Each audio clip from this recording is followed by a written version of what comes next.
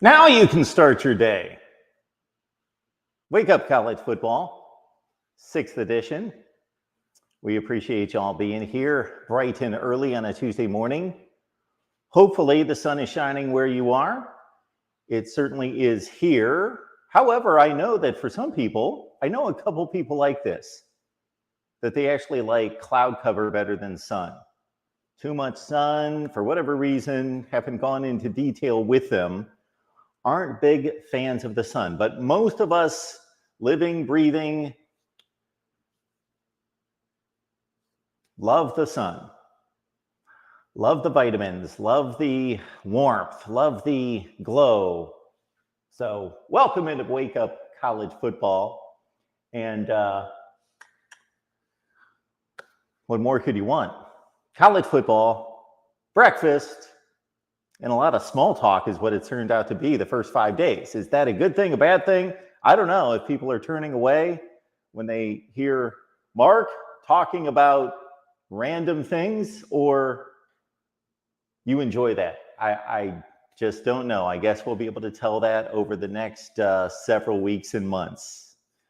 And if there's anything that this show does not provide, certainly make your requests. This is your show, just like the rest of the network here at the Voice of College Football. You make your requests, you make your recommendations, and we will most likely accommodate. All right, we do appreciate you. And yes, that does annoy me. It does bother me. So with the wireless mic, which we tried out for the first time yesterday, and it worked rather well functionally, which is great to see, hear more than see, because the seeing is visually, no. But there is a magnet on there that supposedly will attach itself to inside the clothing. That didn't work for me. Just kept falling. So didn't work. We'll try it again in about 4 months. Because if it goes on the to-do list, it probably goes to the bottom and probably gets forgotten, except for when I see myself in the camera return, and then I think, Mark, that looks stupid. I don't like it. I'll address that at the end of the show. But then at the end of the show, there'll be 37 other things to do, and I'll quickly forget about it because that's tomorrow. I'll get to it. It'll be gone. I don't know if that's how your mind works and your day works, but I guess it's better to have too much to do than not enough to do. But it would be good to have a less of those things that you have to get done every day. That would be a good thing. So we are working on that, and we are working on maintaining a clean kitchen. And generally, based on how much I cook, that shouldn't necessarily be a huge mountain to climb. Not that I don't cook. If you joined us yesterday, bacon and eggs. Today, no bacon and eggs. Number one, I don't want bacon and eggs. Number two, we cooked them up yesterday. So we'll revisit the bacon and eggs, maybe with a little twist. If we have a recommendation, if we have a request out there, and also keep in mind, Wake Up College Football taking your requests for menu items. So here's the deal. If you're joining us for a first time on Wake Up College Football, I'm going to make breakfast every day, or there is going to be a breakfast conversation, or you are at least going to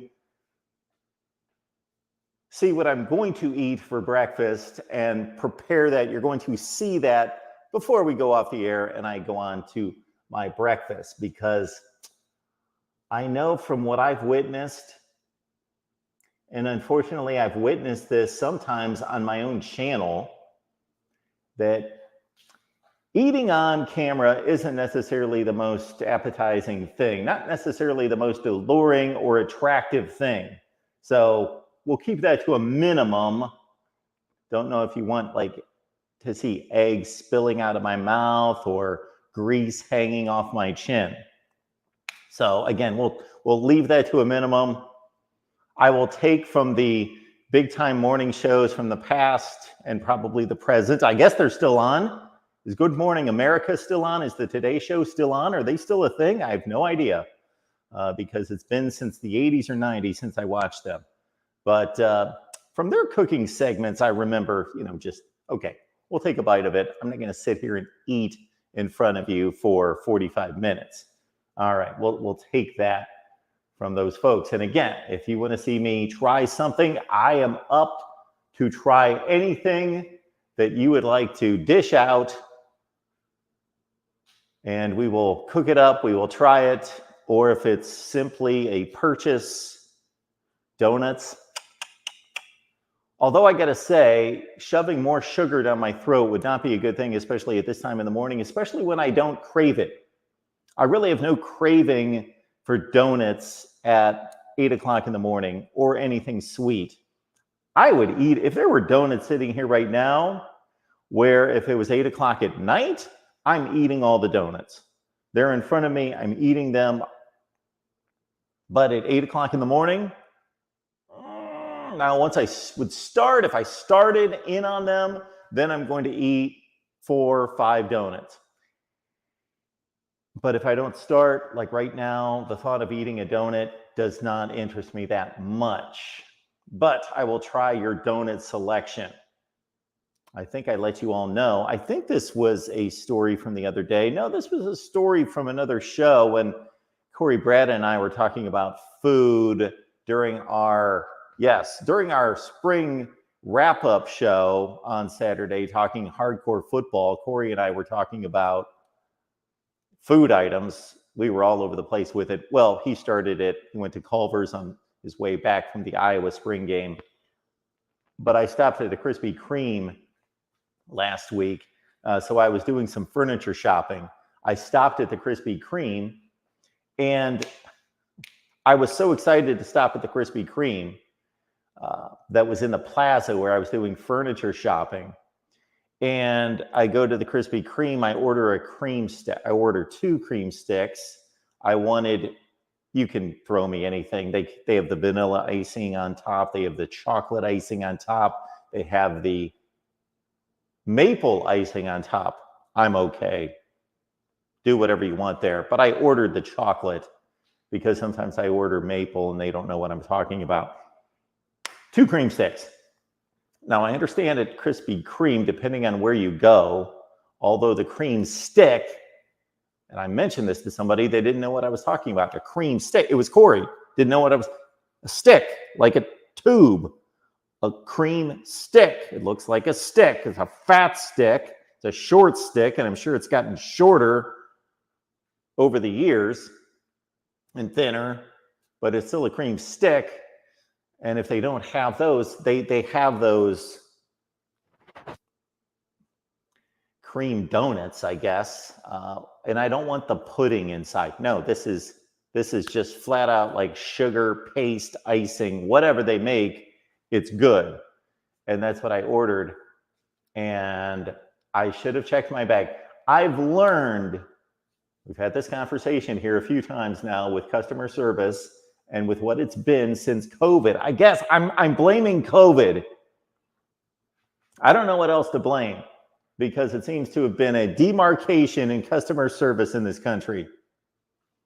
Customer service and hours of operation for sure. But I know I went to Raising Cane's enough when I lived in my last location. I got hooked on it for a short period of time. Then I got sick of it. That Mark, check your bag. Check your bag. You asked for extra cane sauce. You asked for ketchup. Check your bag, because if you don't, they probably screwed it up about 80% of the time, even though they confirmed it. So I should have checked my bag, but I got on the highway.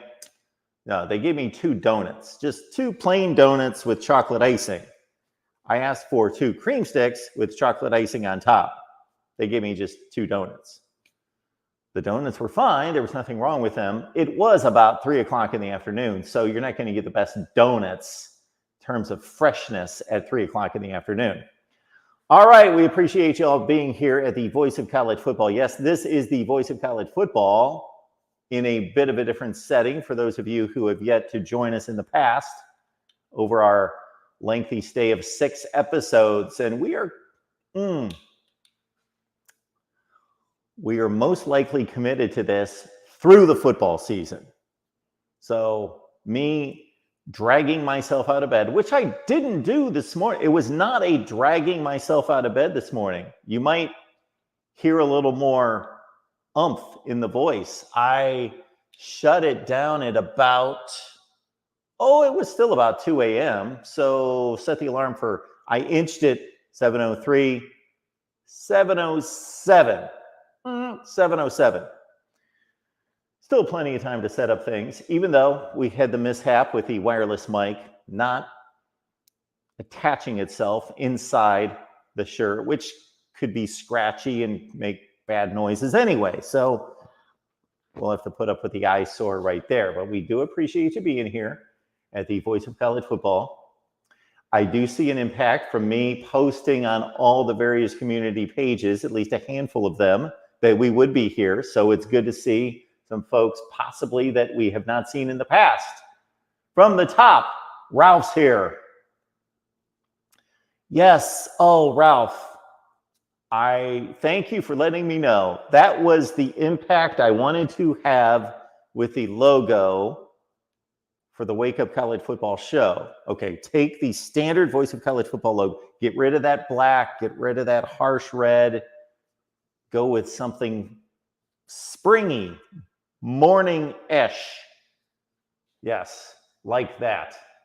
I did my best on that. That's about as artistic as I get. Megan, greetings from down under. Not wake up for me just yet at 10 p.m. here, the Voice of College Football. Megan, thank you so much for saying hi to all of us. We appreciate you down under.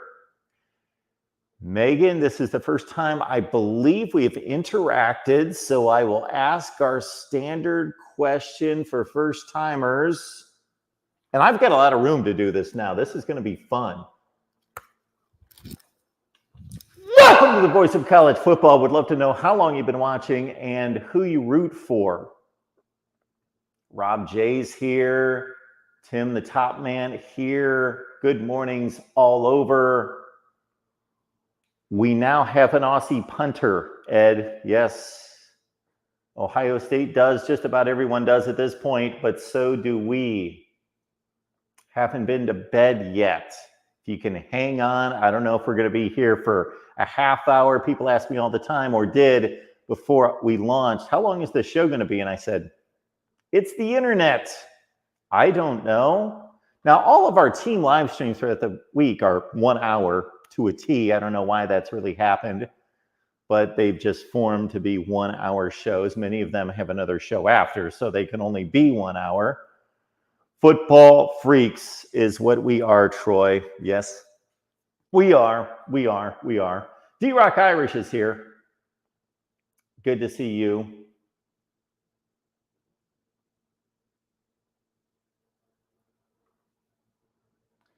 And we get the various time references there. We've got Big Ten Team Rivalry Show. Love to see these guys here watching from the wood shop. So we've got Cliff, we've got Mac. They've got Michigan content for us on the Michigan channel. We will tell you more about that on our Michigan show. This happening most likely on the Michigan show is tonight. But in regards to Mac and Cliff's introduction to the Voice of College Football, most likely tonight. Corey also said Caitlin Clark changed his life or something like that. He said something a little bit shy of that, but I was a bit surprised how strong of a statement he made. We're going to hear a little bit more from Megan here because this is a first-time interaction, so I want to get this. And being from down under, you got to understand running a college football channel and getting all the analytics from YouTube. We know that most of our audience is in Alabama. No, most of our audience is in the United States, of course. But we do have a good 3-4% outside the United States. And Megan lives in the country. Don't get Krispy Kreme unless I'm at the airport and flying out of the country, where I stay at the airport as a Krispy Kreme next door. I grew up around Krispy Kremes in Ohio. moved to Connecticut, no Krispy Kremes. They did have one down at the casino, which I was at the casino maybe 5 times in 20 years. So went to the Krispy Kreme there a few times at the casino. Other than that, no Krispy Kremes in Connecticut that I knew of. Well, really none, because I did search around online. Go back to Ohio, there's a few around. I think it's a dying brand. I think if they would promote here at the Voice of College Football Krispy Kreme, we would try your donuts, or we would try them we would have giveaways possibly. Listen to that, Krispy Kreme. You want to rejuvenate what you've got going, then you promote here at the Voice of College Football, give away free donuts, and we introduce people, because I do come across a lot of people that are not aware of Krispy Kreme.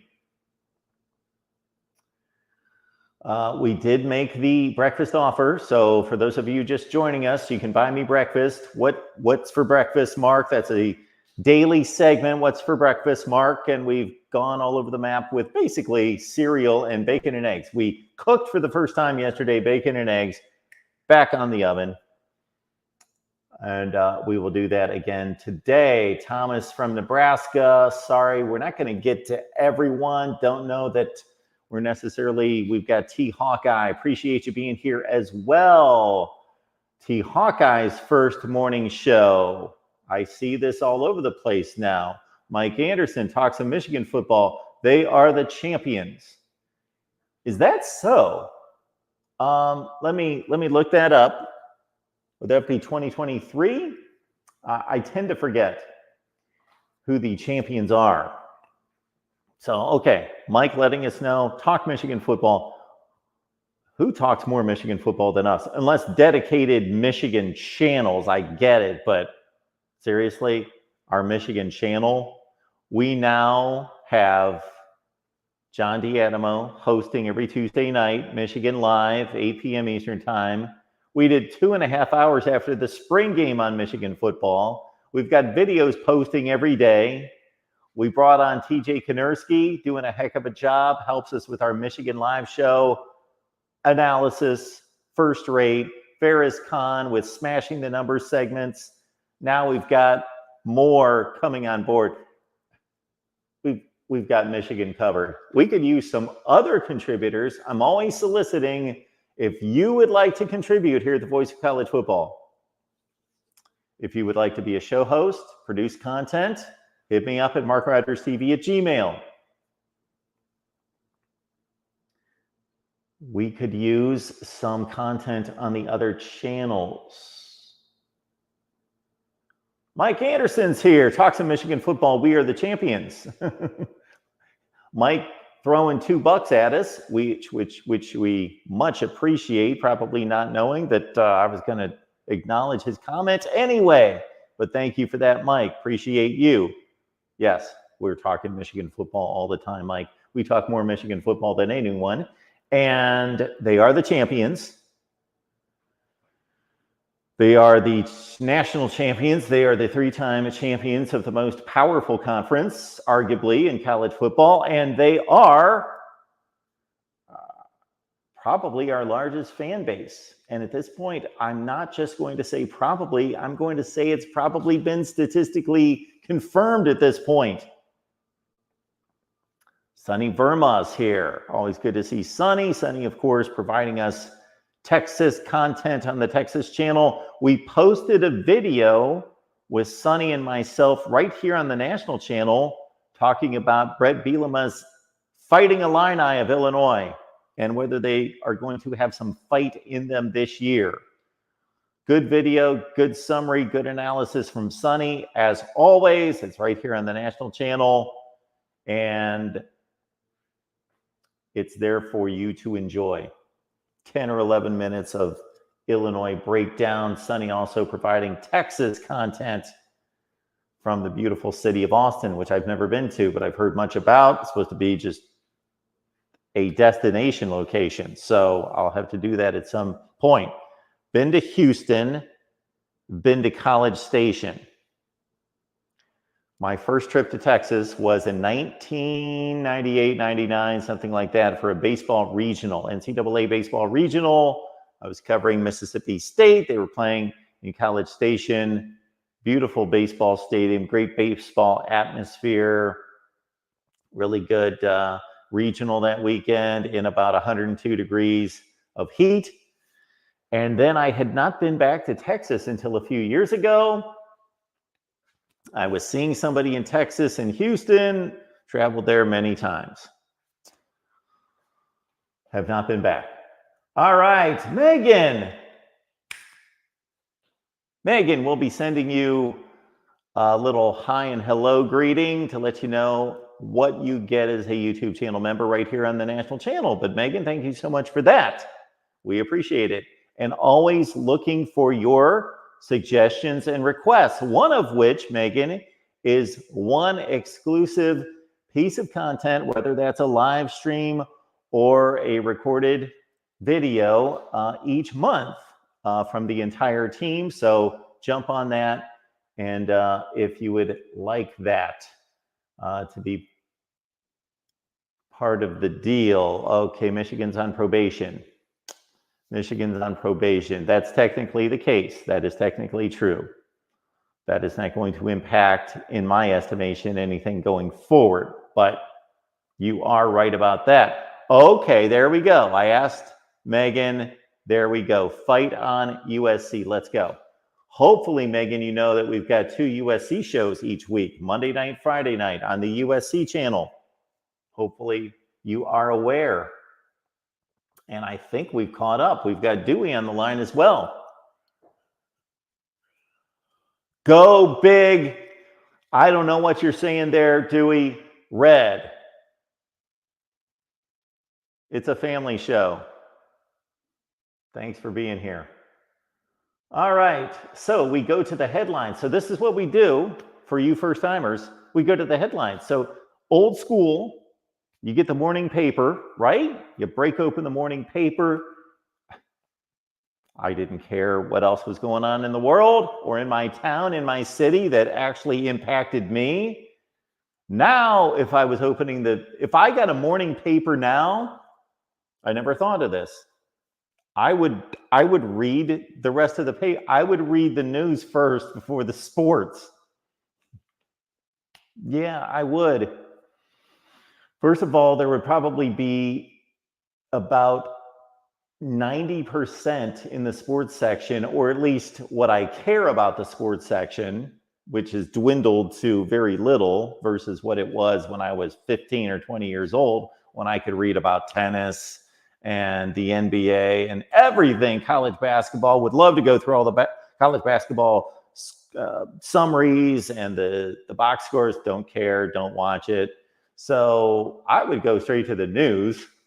Now, back then, I don't remember ever looking at the news when I was 20. Didn't watch it.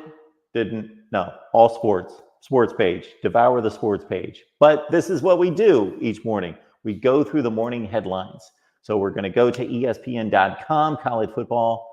And if you have a suggestion of just like if you got various morning newspapers, like if you went down to the local library and it's 1985, you've got all sorts of newspapers from all over the country, maybe all over the world at your library.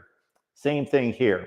We're going to go to the mainstay, but if you've got a request, if you've got a suggestion on what paper, what news site for college football we should go to, we will go to that one as well and check out the headlines.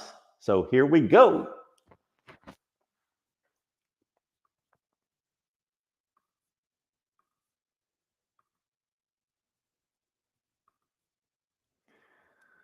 Okay, we're going to get our fill of something that we talked about on a live stream. All right, so right here, we had Tony Siracusa from Last Word on College Football on yesterday. We've got a live stream. It's posted right here. You can see it. We give you a great 25 to 30 minute summary of what's going on here and the latest between Florida State trying to get out of the ACC, the ACC trying to keep Florida State in the conference, but most likely knowing we're not keeping them in the conference, so we got to gouge them for as much money as possible. That's really what it comes down to. So the hearing on Monday was basically just that the Florida federal judge in Tallahassee ordered Florida State and the ACC to enter mediation in hopes of settling this high-profile lawsuit that could dramatically impact the future of the league.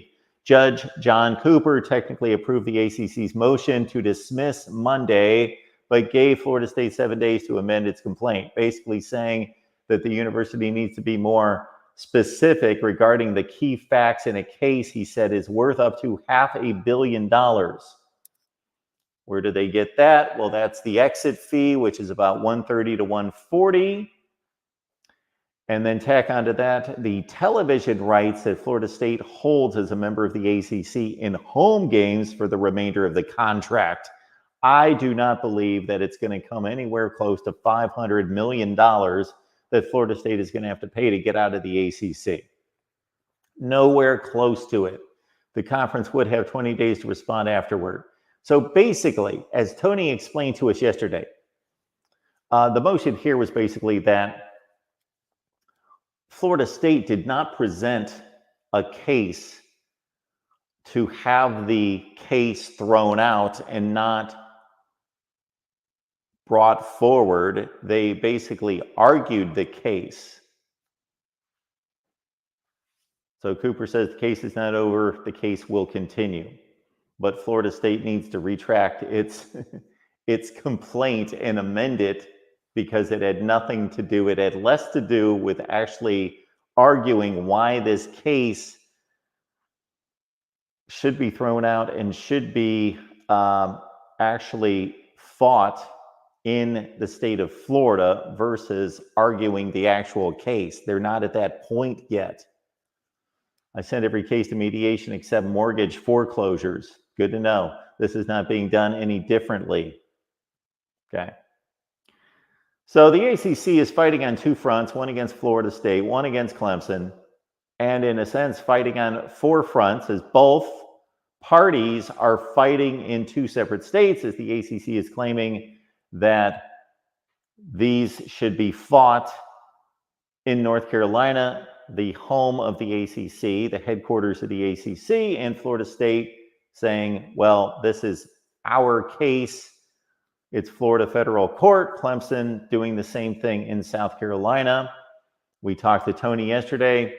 What would be the outcome if those cases are split?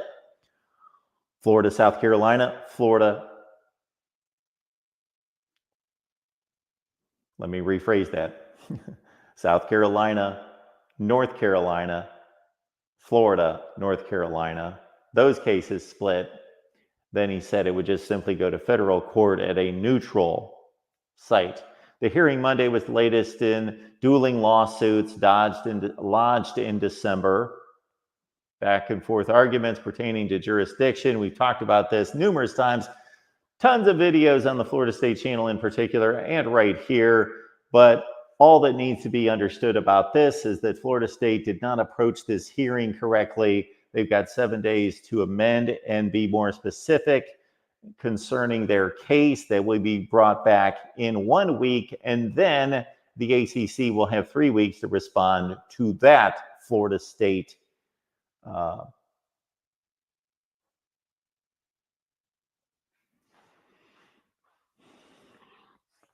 as we see there, the ACC wants the case heard in Charlotte, North Carolina. Florida State wants to move the venue to Tallahassee and prefers the documents be unsealed for financial transparency. So Clemson, we don't know their next date, but they're going through the same deal. And as I stated yesterday with Tony, I said, doesn't it make sense that the ACC is not only in a difficult situation, but they're also in a difficult situation in which they are fighting 4 court cases at the same time and against 2 schools. So whatever information is presented that is not favorable to them can be used by the other school to say, oh, Clemson used this bit of information. Look at that. We're in the same situation. We're at Florida State. We'll use that same information. We'll use that same tactic, that same angle against the ACC. And also, the ACC has to stay consistent in its argument against these two schools.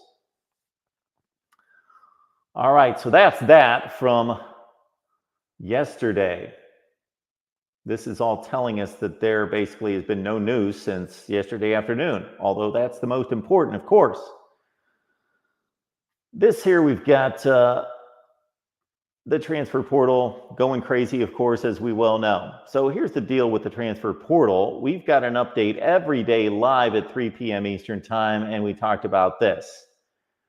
Ole Miss's number one running back, Quinshon Judkins, off to Ohio State. Miami had lost, let me back up, Ole Miss had lost Henry Parrish a couple seasons ago to Miami.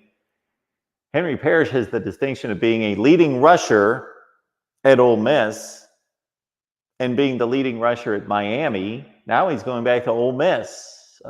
Miami got some fresh blood in at the running back room, the running back spot, and here we have Henry Parrish moving on to replace Quinshon Judkins, although he's going to have some competition for carries because Ole Miss also picked up in the transfer portal over the weekend New Mexico running back Ja'Cory Krosky-Merritt, who ran for 1,200 yards, 17 touchdowns, and also going to have to deal with a former high four-star in Logan Diggs, former Notre Dame and LSU running back. So between Parrish, Diggs, and Krosky-Merritt, and also keep in mind, this Ulysses Bentley, the fourth, he's a good back. He was second on the team in rushing last year, 4 touchdowns, 540 yards. So that's 4 quality backs for Ole Miss. They're pretty well stocked and loaded at running back.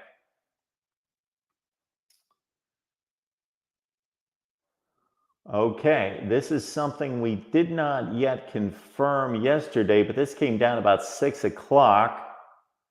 So I did not see this per se, although we certainly alluded to this being a probability.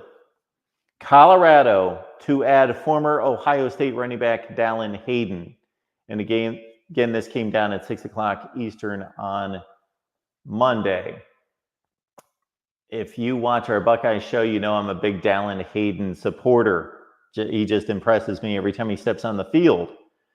And he should have played in the 22 Michigan game. Why he was not on the field after tearing through Maryland's defense for 140 yards the next week, that would have to be explained to me. It made no sense. I understand he had pass protection issues. Again, he could have been used for 5, 8 carries, 10, see how it goes. 5'10", 205, saw the field extensively as a freshman at Ohio State because of injuries to Mayan Williams and Travion Henderson. There was his big day, as we noted, 146 yards, 3 scores against Maryland. If he doesn't step in to that degree, Ohio State loses on the road against Maryland. Close game. They won by 13, but it was much closer than that. But Ohio State only played him really in one game last year. He had a couple carries against Minnesota, but he had really one game against Purdue. And again, he went off 7 yards a carry. He's from Memphis. And again, he was buried behind Henderson and Judkins. Okay, now he joins a Colorado program that brings back leading rusher Dylan Edwards, but recently lost Alton McCaskill, who's a former Houston player, to the portal. Hayden will play behind a revamped Colorado offensive line, which was a big weakness last year. Colorado's added several transfers, most recently Texas player Peyton Kirkland.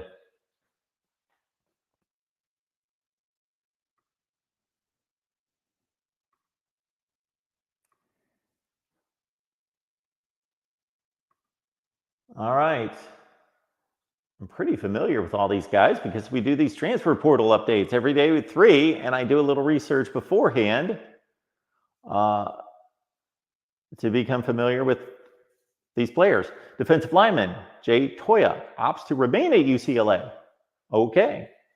So the deal here is that he may have been close to choosing Texas. I know Texas wanted him. He's a defensive lineman, UCLA. Had good numbers last year, highly regarded in the transfer portal. And only about 15 or 20% of these guys, that may be on the high end, are really going to be impact players. The rest of these guys, you can tell from their stats and from their playing time that they are filler pieces. They are being nudged out the door, but this is not one of those guys. But he's decided to play for Deshaun Foster at UCLA, 6'3", 325, 28 tackles, 4 for loss, and a sack last fall as UCLA finished number 2 nationally against the run and number 14 in points allowed. They had a really good defense under D'Anton Lynn, who is now the DC at USC. So big news for UCLA. They keep one of their better players.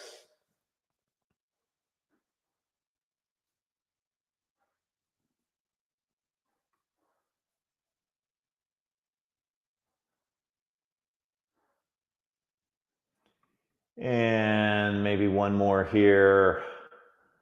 Don't know anything about this guy. It's the Missouri athletic director. He is staying put.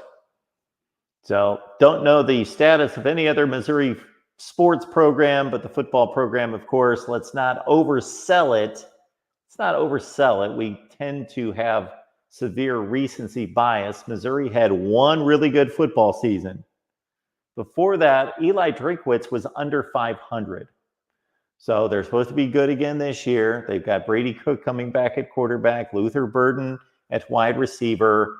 Missouri's projected to be a top 15 type team, but they've only had, again, one big season, 11-2. But let's find out something about this AD. Oh, whoa. He's a new athletic director from Memphis. Okay. I thought they were re-signing their former AD. Okay, Missouri is finalizing a 5-year contract with Memphis athletic director Laird Veach. We'll go with, should be the school's next AD. Veach has been in Memphis since October of 19 and brings SEC experience from his time at Florida from 2017 through 19 when he was the executive associate athletic director. Strong tenure at Memphis leaves the school with a flurry of recent accomplishments that include a 10-win football season in 2023. Also in recent days, the athletic department received a pledge. We saw this the other day. This is big news from FedEx to deliver $25 million over the next 5 years, which is expected to be a boon for the school's NIL efforts. Memphis also announced a 3-phase overhaul to the stadium at $220 million. So this guy seems to be filling at least one of the 2 prerequisites for any good athletic director. He is a fundraiser. And he probably is good at hiring, because that's the other one. Good ADs hire great coaches and they fundraise. Replacing Desiree Reed-Francois, who left for Arizona. Veach was a captain on the football team at Kansas State. I do not recall him. 2010-17 as interim athletic director. His football experience was attractive to Missouri officials. And as we just went through, Brady Cook's back, Luther Burden for Missouri coming off that 11-2 season.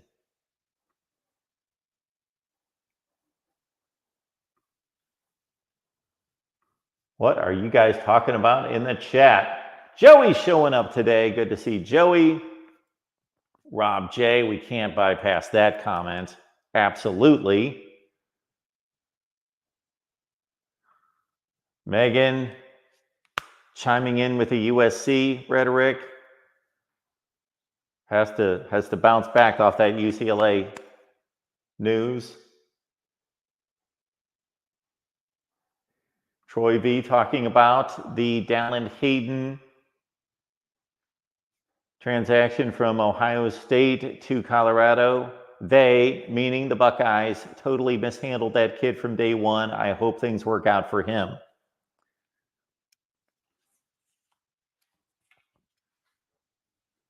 I agree, Troy. I agree. And I rarely call out coaches for play calling or mishandling situations because I start from a perspective of respect. They know what they're doing. They've done this. They know more than me. In terms of the football, obviously. In terms of making administrative choices and leading a program, usually, of course, usually. I take more exception there and more opportunity to question more managerial type decisions and executive decisions because of my background. But when it comes to play calling, rarely. Now, game management, time management, I take some shots at some coaches there because it's wide open to see. But when it comes to handling personnel, again, I have very rarely gone after a coach. I just think that in that 2022 season, Travion Henderson, stud, gets hurt. He was never right. He constantly in the lineup, out of the lineup. When he came back, you could tell he wasn't right. He was never right. And even though he still was fairly productive, he's not the back that we saw last season. So 2022, a bit of a wasted season for Travion Henderson and compromised greatly by his injuries. Mayan Williams is Mayan Williams. He's not a number one back at Ohio State. He's not an elite running back.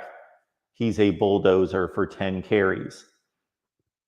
And then you've got Chip Tranum, not a number one back, will be at Kentucky, I suppose.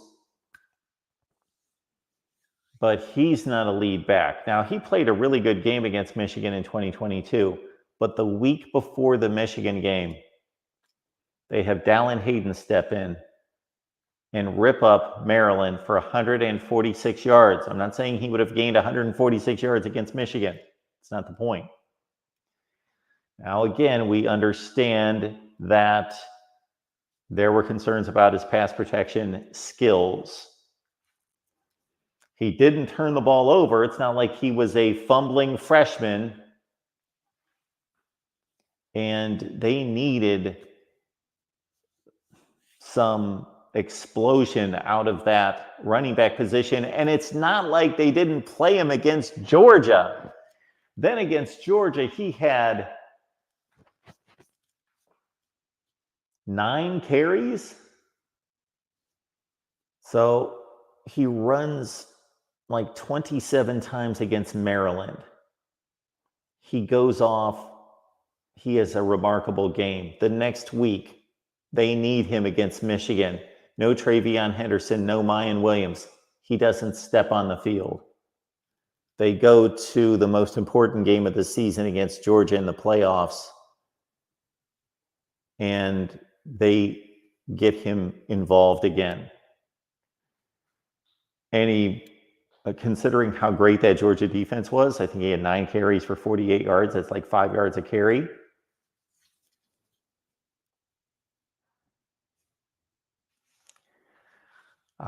That can never be explained to me, what happened there.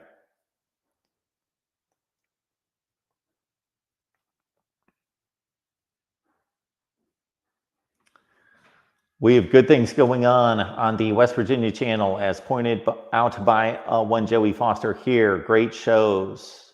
Practically every night, great shows.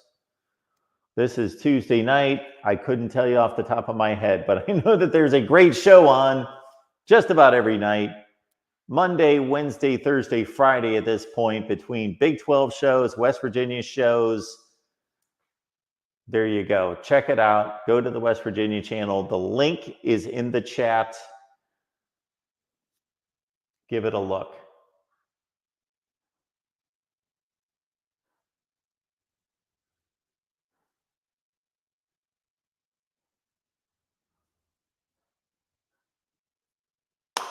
All right, folks.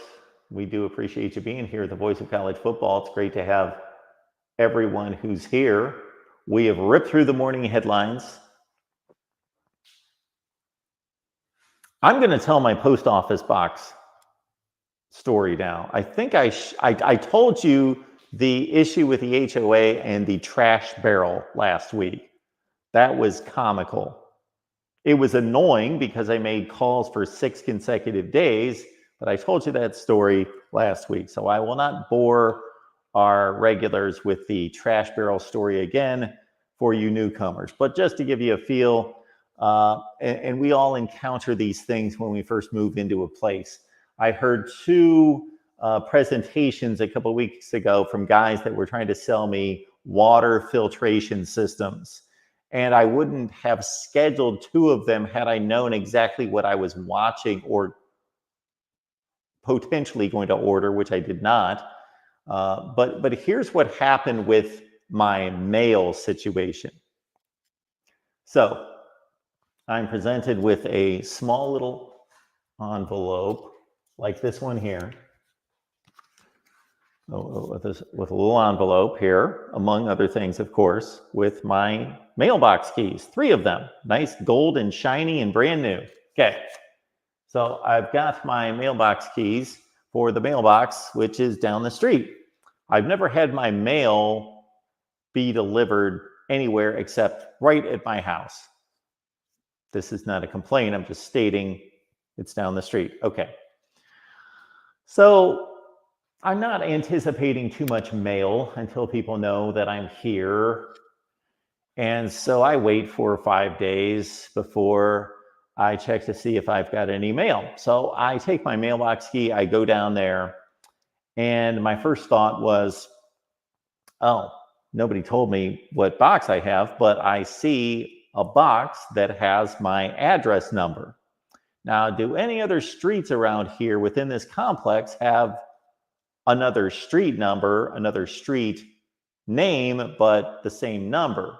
No, I do the loop. I walk around this block all the time just to stretch my legs and get a little exercise. I don't really consider that exercise until you push it a couple miles at least. But anyway, so I walk around and okay, nobody has my address number. So it must be, okay, so I try.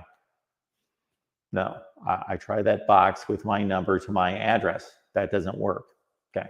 And I try over and over and try all the keys. Okay. Then I remember, okay, yeah, that's right. The builder told me that the lot number is different than the address. Okay. What was my lot number? Fortunately, I remembered that. Well, not fortunately, because I tried the lot number. That also did not work. So I thought, okay, well, these people didn't tell me what my mailbox number is. It's not the lot number. It's not my address number. So I call the HOA and they tell me that they cannot give me my box number, that they're not allowed to. That I have to get that from the post office. So I called the local post office. And I go through the, dial 5 for this, dial 4 for this, I'm in this endless maze. I never get to talk to anybody. I leave messages. Then after a few days of not having my call returned, which they said on the prompt that they would return my call, I then went to the website. I filled out a complaint. So I fill out this form. Nothing. So I wait a few more days. I make some more phone calls. Nothing. I finally get a phone call from the post office, but it's not my post office. It's the old post office from my old address. And this woman was so kind. She said, well, sorry, we can't do anything about it. And I said, well, I totally understand. You wouldn't know what my box number is 1,000 miles away. So she said, I'm going to get on this. This is ridiculous. You've filled out all these complaints. I can see it here, so forth and so on. So she tries to call my local post office, and she's a worker at another post office. You know, they're all the United States Postal Service. She calls me the next day, says, I left a bunch of messages. Nobody returns my calls. I can't get through. I said, well, welcome to my world. So she said, well, we're going to get this right. So she fills out a form. She fills out the same form I do, but she escalates it. She escalates it, and again, nothing. Meanwhile, I'm receiving emails from the local post office acknowledging that they received my complaint, that they resolved it, and now I should be providing feedback, you know, one of those feedback forms. I'm like, well, you didn't resolve it. Nobody contacted me. Nothing happened. And you're sending me feedback surveys. Lo and behold, I finally just randomly picked up the phone one day. I'll give it another shot. I finally get through to somebody. It took them all of 45 seconds to look up my number and let me know what my box number was. So just a big annoyance for like 2 weeks this went on. All right. We have not gotten into our daily discussion concerning food, and boy, we've got off on tangents. So if you are joining us for the first time today, which I believe many of you are based on the numbers here, if you like a show where we go on tangents, tell stories, respond to all these stories here in the chat as well. And Rob says, I love these Mark stories. I've got a ton of them, actually. The other day when I was preparing, and you see how much I prepared today. Let's see, a note number 1, 2, 3. Yeah, these were my notes from today. Now, hey, when we're doing serious college football, those are my transfer portal notes. So when I got to get to work, we get to work. Those are my transfer portal notes from yesterday. But when we're simply talking, just shooting the breeze this morning, then there we go. This actually might be people watching from X. I believe that's what it is, watching us right now. Anyway, so yeah, I had a bunch of stories lined up the other day, and I've forgotten half of them. But we'll continue to tell stories if that's what you guys want. But we've talked a lot of food here for good reason. So the deal, once again, is you can make me breakfast by simply requesting whatever you want me to eat, whatever you want me to prepare, whatever you want me to eat. You send in the request, send in the super chat. I'm going to the store. I will pick it up. I don't mean just today I'm going to the store. Anytime you make a request, next store visit, I purchase those items.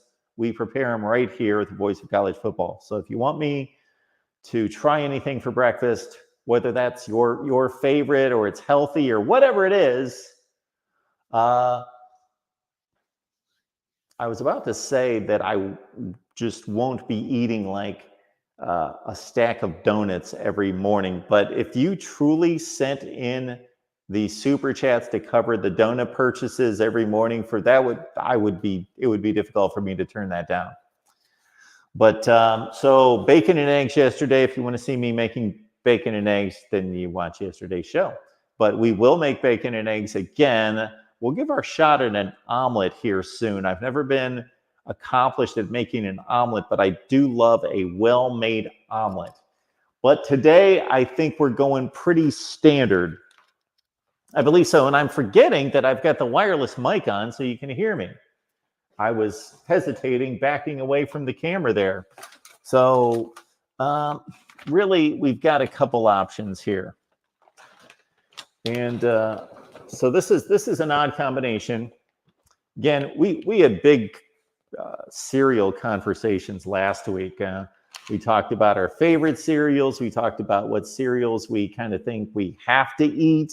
So if I was loading my cupboard with the cereals that I would want to eat, Lucky Charms #1, Captain Crunch, Cocoa Puffs, if they still make these things,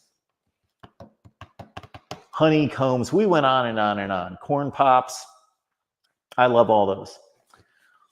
I got to tell you though, since I've been removed from those kind of sugar cereals for a long, long time, I would eat them today, absolutely, but I'm not tempted to buy those. I'm not tempted. I'm tempted to buy cookies and ice cream every time I go to the store. And I said yesterday that I was going to take a stand that the next time I go to the store, I'm bypassing cookies and ice cream. But life, this is all I look at these cereals anymore. I look at the sugar content, 8 grams per serving. That's not bad for brand name cereals. It's actually really good. So I did pick that up, knowing it's not the healthiest, but it's fairly healthy. That's my analysis. Not real healthy, but fairly healthy. That's as in-depth I get with my analysis of food in terms of nutritional value. And then there's this stuff that tastes really good, and it's organic, and it's got 6 grams of sugar per serving, which I assume a quarter cup is that standard. Now, see, this is a problem, right? This is a big problem. Okay, I appreciate that at one point in our history in this country, and sorry, Megan, we're not talking about Australia right now. I don't know what goes on down there. But in this country that would it be the FDA, got a hold of nutritional information and organized it and mandated it. I appreciate that. Just like on the labels that you now get to see the comparison of the cost per, not just the total cost, but the cost per ounce per whatever, although those aren't consistent either. You could be looking at the same item, different brands, and one is going by ounces and one's going by something else, count. And it's like, okay, that's stupid. But anyway, they at least made an attempt, and it's fairly accurate and fairly structured, so you don't have to be over calculating everything. But this makes no sense here. There should be a cereal standard. What is a serving size of cereal? I don't know what that is, but it should be the same on every box. So this is my fault, but I'm assuming here when I pick up this cereal, any cereal, that the serving size should be the same. The nutritional facts should be related to the same portion size for the same product, right? Am I speaking logic here? So the serving size for life. So the serving size must be determined by the individual company, which is stupid. There should be a standard serving size for cereal. The FDA should tell these companies, serving size for cereal is this. Serving size for a liquid beverage is this. Okay. I say all that to get to the serving size for life is 1 cup. The serving size for this cereal is a quarter cup. Okay. So 1 serving size, 8 grams of sugar. 1 cup. 1/4 cup, 6 grams of sugar. I thought I was purchasing 6 grams of sugar for a serving size that was equal to the 8 grams of. No, this is 24 grams of sugar for. No wonder it tastes so good. All right. But it's organic. I don't know. It's like some of the things that go on in college football that just drive me crazy, that make no sense, that go on in life. Oh my goodness.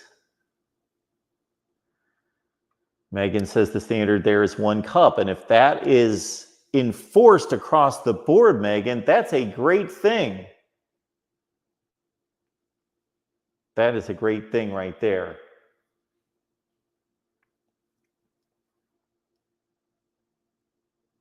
Oh, Joey's coming in here taking shots at Michigan. Just jumping in the chat. Don't know what he's responding to, but just taking shots. Joey says, Mike, that means TCU was champions last year before. That means TCU was champions year before last since they took Michigan behind the woodshed. Well, first of all, they didn't take Michigan behind the woodshed. Secondly, they weren't the champions because that wasn't the championship game. Anyway, we'll see what Mike said here. Thank you for the super chat, Mike. Michigan is still the champion. To be the champion, you have to beat the champion. Woo.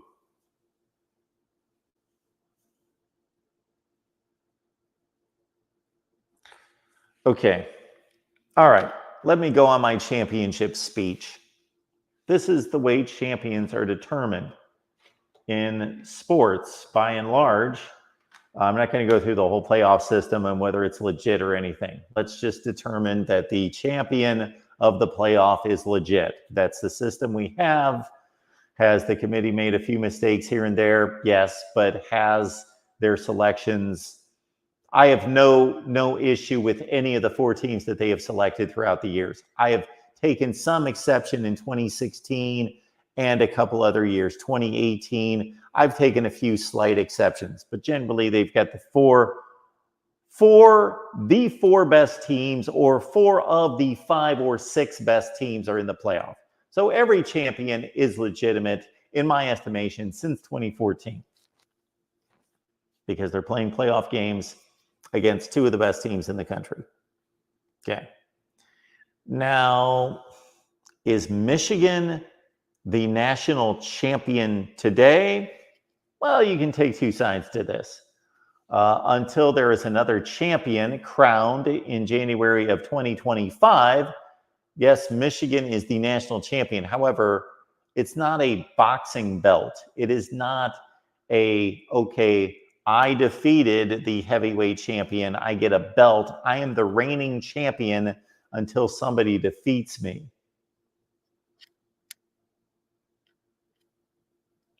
Michigan's the 2023 champion. Georgia was the 2022 and 21 champion. Alabama was the 2020 champion. The season's over. So just like Michigan is not the defending champion, they're not the defending champion. And I say that from time to time, so I'm not knocking anyone who makes that statement, because I say it from time to time. Georgia was the defending champion last year, just meaning that they can win another championship this year. But if you're the defending champion, again, boxing is the great analogy. If you're the defending champion in boxing and you lose, you no longer have a championship. You are not the champion, you are the former champion. Well, is Michigan ever going to be the former champion? No, they're just always going to be the 2023 champion. Regardless, if they go 0-12 this year, they are the 2023 national champion.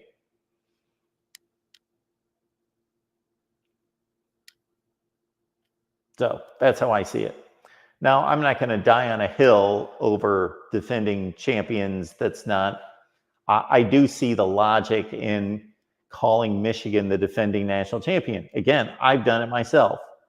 I guess I'm not understanding the follow-up here about TCU. Yeah, TCU beat Michigan in a playoff game. They did not take them behind the woodshed, that's for sure. It was an extremely close game. And Michigan fans can take exception to that game. There were a couple bad calls against Michigan. Anyway, yeah, TCU won the game. They won it fair and square. I'm not, again, that's not another hill I will die on about, TCU unfairly winning that game. No, it was a really good game. TCU jumped on Michigan. Michigan came back. TCU fairly won the game. They won the game fair and square. I think most college football people would tell you that Michigan was a superior football team, but they didn't win on that particular day, and TCU rightfully won. Now, we got to see the true TCU team show up, in a sense, in the next game. So I've got a complete disconnect here, not understanding how TCU is the champion. That seems less valid than me saying Ohio State's the 2022 national champion because they got ripped off against Georgia and there should have been a call made and this call should have been made and that call should have been made. And they obviously would have crushed TCU. But that's also sour grapes, doesn't make sense, shouldn't be backed in any such way. Megan, thank you so much for that. We appreciate it. Vegan for me, please. Well, thank you so much for that. So I will honor your super chat by going to the store and getting something if, in fact, you have something for me to select. If it's truly vegan, then yeah, I've got blueberries in the refrigerator that we delved into yesterday. And that's about all I can do for a breakfast food. I've got some salad. That's about all we've got, but I will add a vegan item or we will make a vegan breakfast, I guess. I don't know what that's going to be. That's going to be me eating some, maybe I'll make a smoothie. We'll make a smoothie. Here we are, right back. We're got our blender, right? We got our blender right here. We'll make a smoothie. I like a good smoothie. I'll give you my thoughts and my take, my angle on a smoothie. So I got to write that down for a future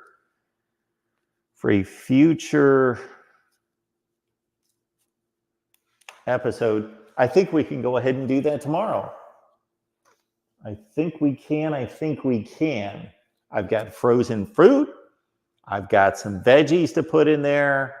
I've got some protein powder. Smoothie on Wednesday. We make a smoothie on Wednesday. All right.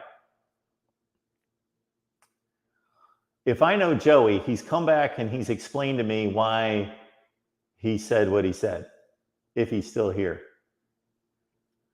Mike Anderson says, is Ryan Day's job on the line this year against us? No,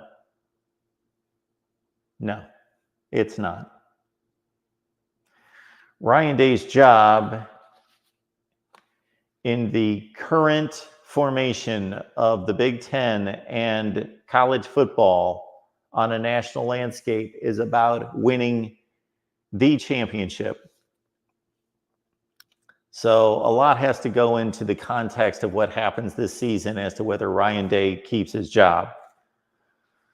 If Ryan Day goes 11-1 and loses to Michigan and advances to the college football playoff,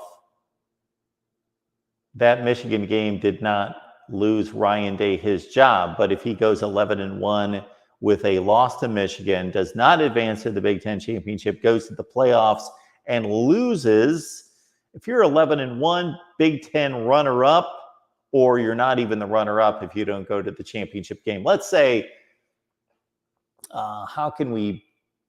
it's kind of impossible for Ohio State to go 11-1 and not make the Big Ten championship game, because if they lose to Michigan, which this is Mike's premise right here, that means they would have defeated Oregon.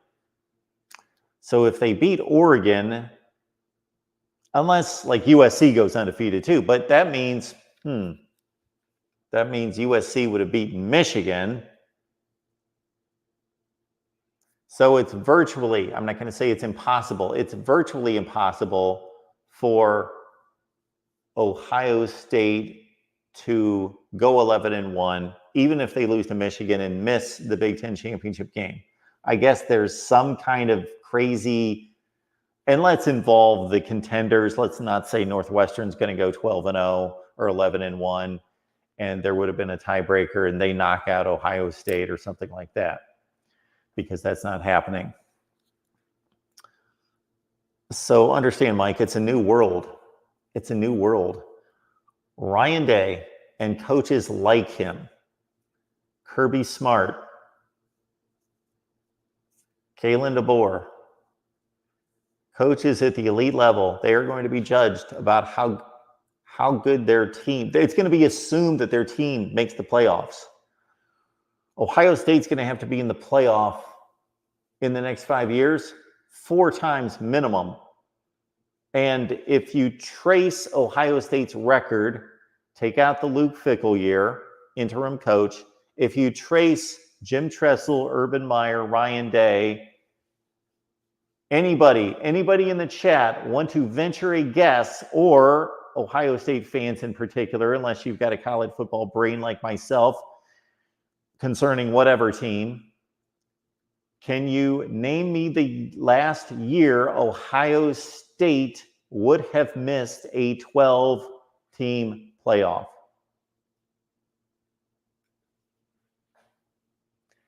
Anybody in the chat got a guess on this one? When is the last time Ohio State would have missed a 12-team playoff? That's not what I asked, Ralph. I told you take out the interim coach, Luke Fickell, but thank you. So, okay, 2012. I don't know, Megan, if that was a guess or you're talking about the probation. I'm not talking about probation. I'm talking about in terms of record, in terms of Ohio State's record. Oh, Ralph was joking. And so in terms of a record where their record would not have qualified for the playoffs, they were outside the top 11 in the country because the group of 5 gets the 12th spot. Okay, nobody wants to play my game. The last time Ohio State would have missed a 12-team playoff was 2004. Okay, so it's almost assumed that Ohio State's going to make the playoffs. If Ryan Day in the next 5 years misses the playoffs once, that's going to be kind of a, unless he wins like 2 national championships and misses the playoffs once, that's not going to be a great showing. It's almost a 5 for 5, but it's understandable missing the playoffs. Everybody's going to miss the playoffs at some point. Even in a 12 team, you got to think that's going to happen. Yes, tied guy. 2004, Ohio State went 7-4 in the regular season, 8-4 after winning the Alamo Bowl. 2004. So Ohio State's going to be in the playoffs every year, virtually. So Ryan Day is going to be judged on what he does in the playoffs. This is silly and not going to happen, but if he loses to Michigan the next 3 years and wins a national championship and goes to the championship game the other 2 years or something like that, he's keeping his job. He's not losing his job. This game, for as much as I don't like it, and many of you don't like it, has lost significance. It's lost a ton of significance. Now, if you just simply have in your heart the pride to beat your rival, and in this case, Ohio State, Michigan, Michigan, Ohio State, and it's just about the feeling you get and the pride that you take and the bragging rights that you want against that other school, that other team, that other fan base, then that game still means the world to you. And there are 2 classifications anytime we talk about the relevance or meaning of a particular game. One is intangible. If your Aunt Jo, Yeah, Aunt Joe. If Uncle Joe, Aunt Judy, whoever is a Florida fan and you're a Georgia fan, then that will forever be something that you connect with there and want to have bragging rights within your family. Nobody can argue that. You can make whatever game as important as you want. But in terms of tangible, logistical, winning, vying for championships, all of that, this game, it can't be argued, has lost a ton of significance. Ohio State's going to be in the playoff every year. Every year. 9 out of 10. Unless the program falters. And if the program falters, he's gone anyway. They start going 8-4, he's going to get fired. So let's assume they're going to the playoffs and they're the same type program. This Michigan game, I don't think that's going to get him fired. But if they're losing to Michigan, they're most likely not going to be good enough to beat other teams and win playoff games. So they're going to go hand in hand to a certain extent.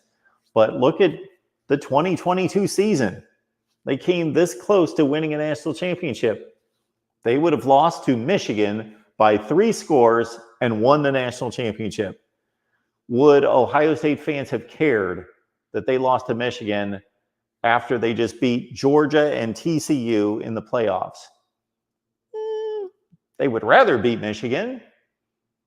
You would have in no way been able to convince Mark Rogers in 1988 that it doesn't matter if Ohio State beats Michigan because they just won a national championship. But in our current landscape,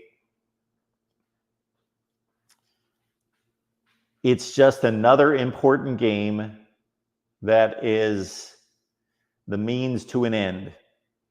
And sometimes it won't even be the means to an end.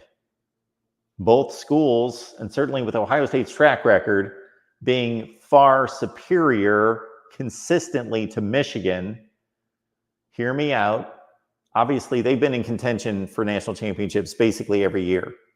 Michigan just popped up the last 3 years. So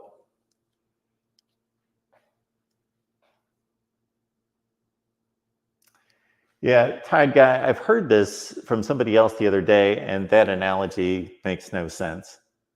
I'm not going to get into it right now. It's not even, there's no comparable measure. I know it sounds funny to people, and they like anyone who wants to take a pot shot at Ohio State can make that, and people will accept it because they don't have a brain, and they really don't know what's going on, and they aren't able to make valid comparisons and so forth. But that's the Dallas Cowboys record is nowhere close to being the best in the NFL. Ohio State and Michigan will be in the playoffs, but the game matters a whole lot. It's become mental for the other team down the line. Explain that to me. I know what you're getting at, but there's no proof of that. What proof of being mental? There's no proof of this because we only have one example of these two teams playing and the loser going into a playoff situation. We only have one example of this. And Ohio State went to the playoffs and performed just fine. They played the definite, without question, best team in the country down to the final play of the game. So how is this a valid statement? Now it could be in the future, but that's going to have to be proven over time. We have one argument point, and that 2022 does not back up that statement at all. 0. So thanks for the super chat, but that is not the case as of yet.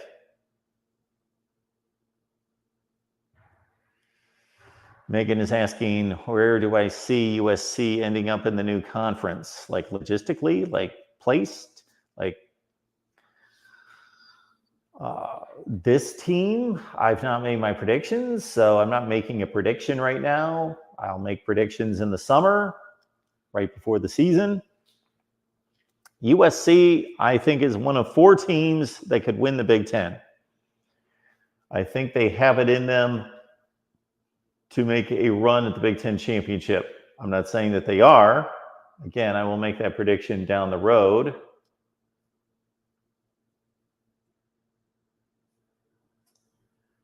Tide Guy had an interesting comment here. I think the Alamo Bowl should be played by the top Texas team versus the top Mexican team. Oh, the Mexican team. Tennessee had a lot of people at the Alamo Bowl, but are hardly good. I think you're confusing Tennessee with somebody else. Tennessee's not been to an Alamo Bowl ever. Tennessee? Yes, Tennessee has not been to an Alamo Bowl. I would almost stake my mortgage on that. I'm about 99% sure. Canes Dolphins 89. Welcome to the Voice of College Football. I know who you root for. Don't know how long you've been watching, but that's the first time I've seen your handle. So welcome.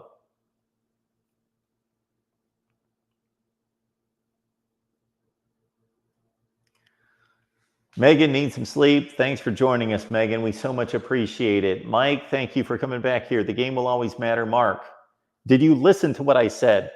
I don't think my words are connecting with your ear, therefore your brain.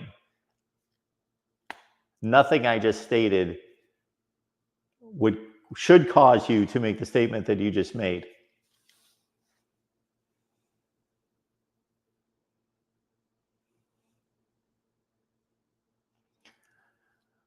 One more time, Mike. For you personally, for any person, what matters to you is personal and could be based on any number of factors. Could be based on how much you just simply hate that other team. It could be based on a family relationship. What is going on inside your head and your heart and your personal acceptance and your personal investment in that particular game cannot be argued in any way. I am simply talking about the logistics of that Ohio State-Michigan game and what it means toward advancing to the playoffs. That playoff system going from 4 teams to 12 teams has significantly diminished that game's magnitude. That can't be argued. Mike, use your brain here for a second. If you're taking a game where you almost assuredly have to win that game to advance in whatever playoff format it is, and then you now transform that game to a situation in which you most likely don't have to win that game to advance. That, by definition, has severely reduced the relevance and the importance of that game. Again, not emotionally, logistically. Hopefully, Mike's nodding his head right now. All right. Yeah, Rob, I would never tell, I will be the last person on earth that will ever tell any of you that some game is not significant. If you tell me that the Northwestern Purdue game means the world to you, how can I argue that? Absolutely. If that's the most important game in the world to you, then it's the most important game to you emotionally.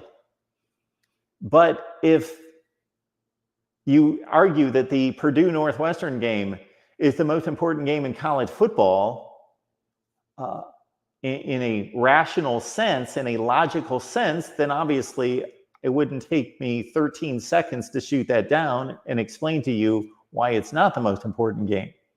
But if it's the most important game to you personally, I can't argue with that. All right.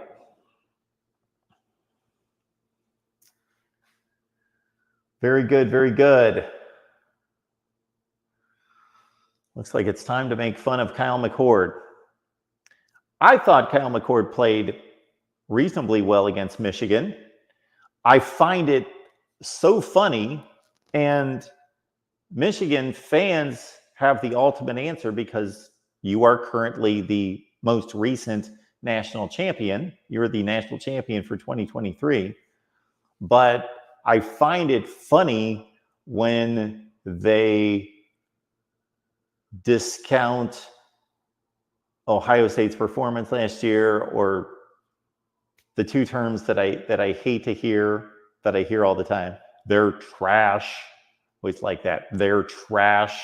I would love to follow people at their jobs. I would love to follow them at their jobs and evaluate them on their job performance. I'm guessing I would say it to a lot of people, you're trash. But I wouldn't say that. So anyway, if anyone, again, with a functioning brain watched Ohio State and Michigan play last year, especially considering that they were playing in Ann Arbor and the game went down to the wire, I would actually think, as a Michigan fan, you would want to acknowledge how good Ohio State was last year. You would not want to suppress them, because then that illegitimizes your championship to a certain extent, to say, well, they were no good. They weren't that good. Well, you barely beat them. So I don't understand that. All right. Another good time here at the Voice of College Football. And yes, just to finish the conversation, yes, Michigan is the national champion. Yes, they are the current national champion. No, do I see it as we defend a national championship? Technically, no. It's not a heavyweight boxing belt, but and nothing they do will erase their 2023 championship unless the NCAA gets a hold of something. That aside, there you go. D-Rock Irish is here. So thank you so much for joining us. We had a good time as always. And yes, the selection of the day, I suppose, even though it's now been increased to 24 grams of sugar per serving, it was supposed to be 6. Now it's 24. Jeez. Can't even go by these serving sizes. All right, folks. Porter, you missed it. We had quite the back and forth about relevance of games. So hopefully Mike wants to call in on a show. That's going to be a heck of a conversation. Am I going to have to explain what I already explained twice? Absolutely. You can call us anytime, Mike. We are wide open for your calls. So please give me a call, and hopefully we will not be re-explaining why the Ohio State-Michigan game has logistically been diminished. This is obvious to everyone with a functioning brain. All right, everyone. Appreciate you being here at the Voice of College Football. You have a great day, and we'll see you back here on Wednesday. Our next show is 3 p.m. Eastern Time. We've got the transfer portal update. It's right here. We go through all the transfer portal news, all the comings and goings. We will see you then.